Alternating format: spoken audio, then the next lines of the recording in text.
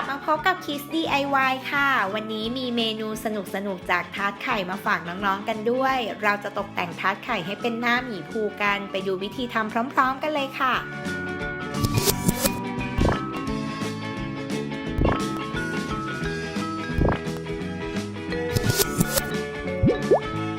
มาลงมือทำกันค่ะนำช็อกโกแลตที่ละลายแล้วนะคะมาวาดลงบนทาร์ตไข่วาดเป็นเส้นโค้งๆ2 เส้นแบบนี้นะคะเราจะทำเป็นคิ้วของหมีภู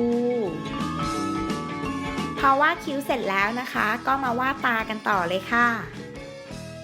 วาดตาเสร็จแล้วก็มาวาดจมูกกันต่อค่ะทำเป็นสามเหลี่ยมมนๆแบบนี้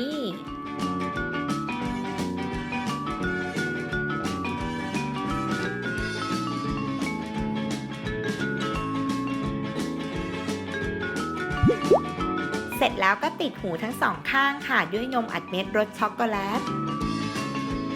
เรียบร้อยค่ะทาร์ตไข่หมีภูไม่ยากเลยใช่ไหมล่ะน้องๆลองทำดูนะคะได้อร่อยแล้วก็สนุกกับการได้วาดหน้าหมีภูด้วยครั้งหน้า Kids DIY จะมีเมนูไหนมาให้สนุกกันอีกนะคะกด Subscribe Kids Kitchen เอาไว้แล้วก็